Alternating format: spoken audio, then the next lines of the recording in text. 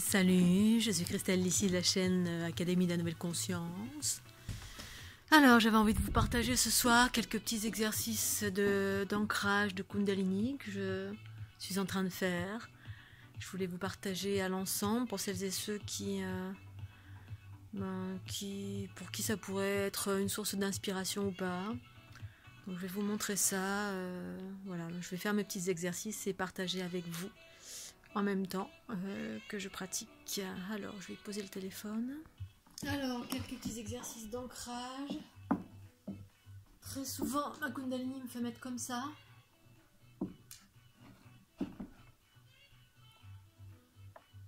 Dans cette position. Je peux donner ça aussi.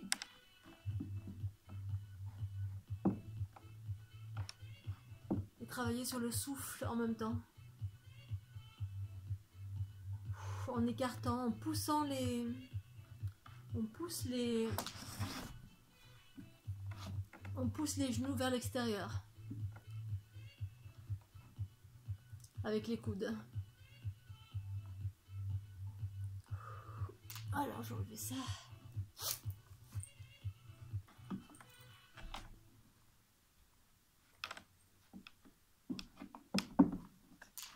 Voilà. On va mettre un petit peu là.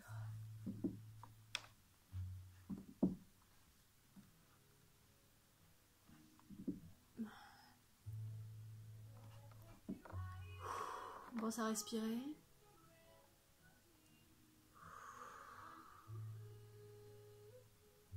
C'est un exercice que me fait faire ma Kundalini, ça m'ancre.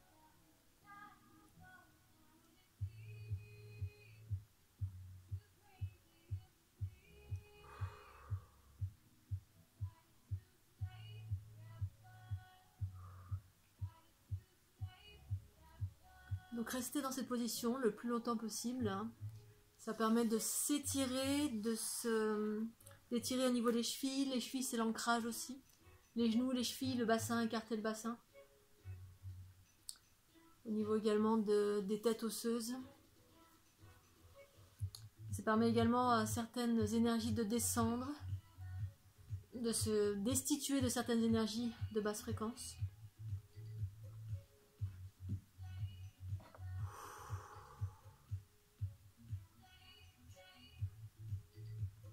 Donc pendant mon tour du monde, j'ai fait cet exercice pendant 6 mois quasiment. Ça travaillait sur l'ouverture du bassin, sur l'ancrage.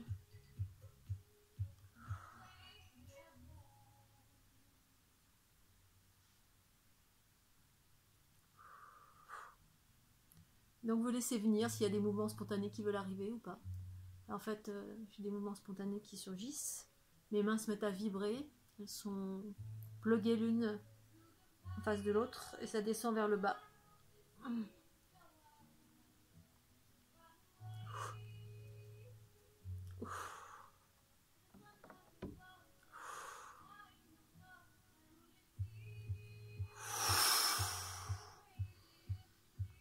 Écoutez bien votre souffle, détendez-vous, écoutez vos intuitions, laissez faire.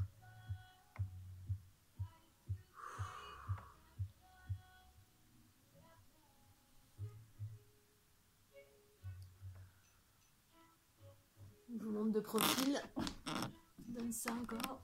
Je ne sais pas si vous avez remarqué, les sadhus indiens très souvent sont dans cette position. C'est pas pour rien et ça étire les méridiens de l'ancrage, tout ce qui permet tout ce qui va vers le bas.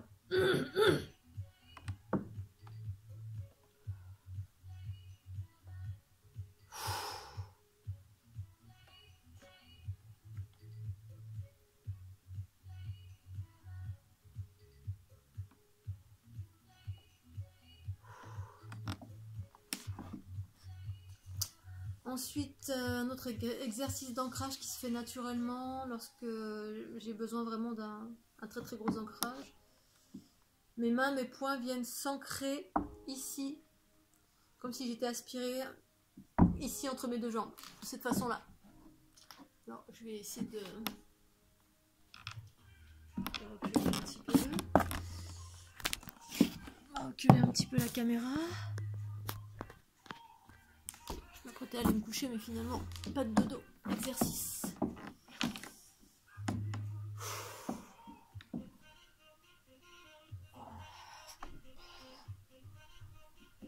Alors là, c'est une accélération. Allez, on va faire un ancrage là. D'abord vers le haut.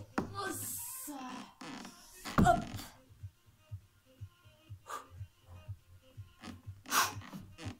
Donc les points viennent s'ancrer comme ça le long du canal central. Le canal central, je vous le rappelle, c'est ce tube là qui descend tout le long du corps. Il peut être élargi autour du corps également.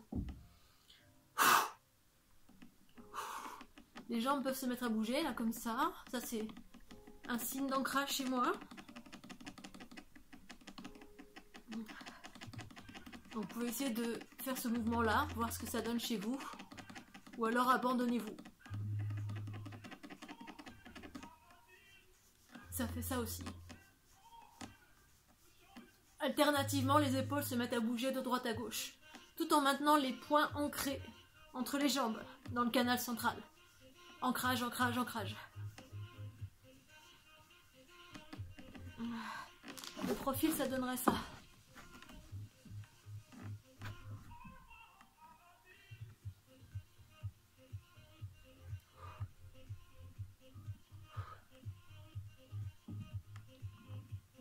Hop, c'est reparti comme ça.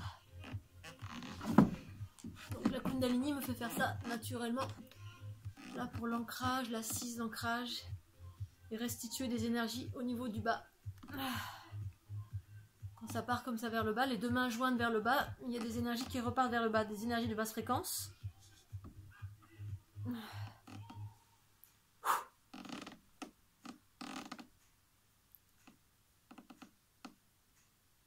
Donc vous pouvez maintenir cette position le plus longtemps possible.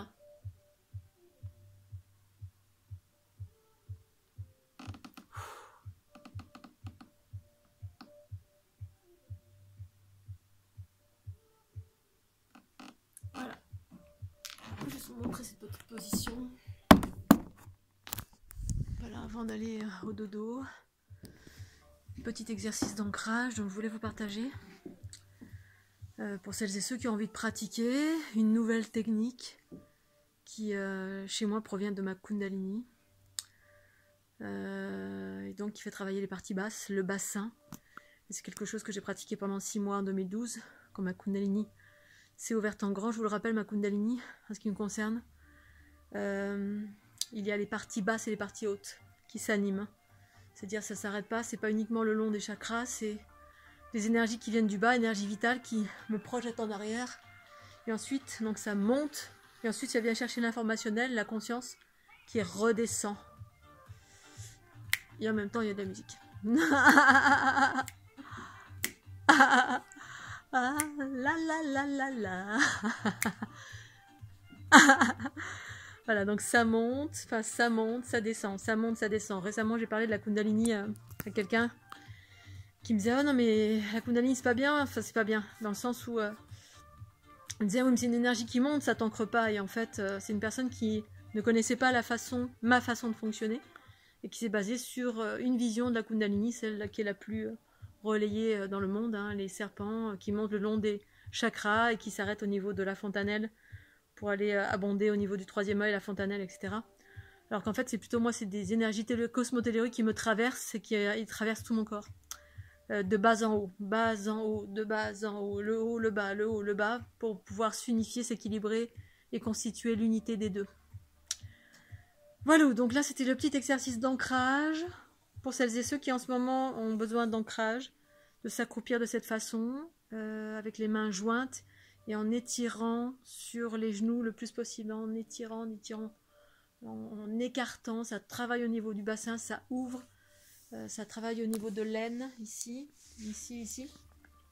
Et je sais que c'est quelque chose qui manque et qui permet aussi aux énergies lourdes de pouvoir descendre et de retourner à la terre. Particulièrement lorsque je mets les mains jointes comme ceci, voilà, qu'elles partent comme ça.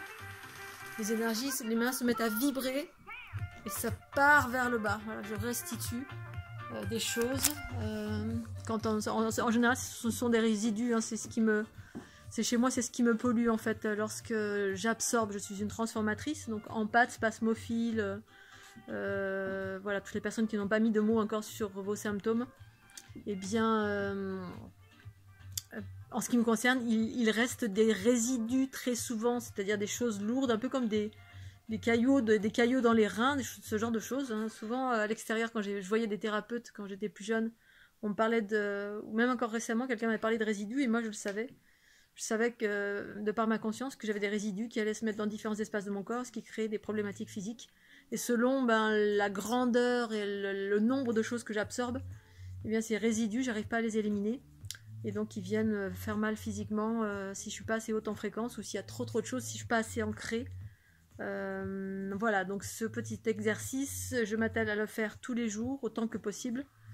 Je vous invite à le faire pour celles et ceux qui sont en pâte, qui sont parasités par plein de choses, ou voilà, qui ne savent pas se séparer, c'est-à-dire se séparer, c'est dans la dualité. Hein. Si vous êtes un transformateur, une transformatrice, c'est bien. Ancrer pour pouvoir vous aider à restituer quand même certaines choses, à se séparer de certaines choses, ces résidus, et puis ancrer de plus en plus profondément pour permettre à votre lumière eh bien, d'être l'espace le plus vaste pour transformer justement les basses fréquences en haute fréquence. Voilà Scooby-Doo, je vais continuer mes petits exercices, je vous fais des gros bisous, j'espère que vous allez bien, et puis à très bientôt. Tchuss.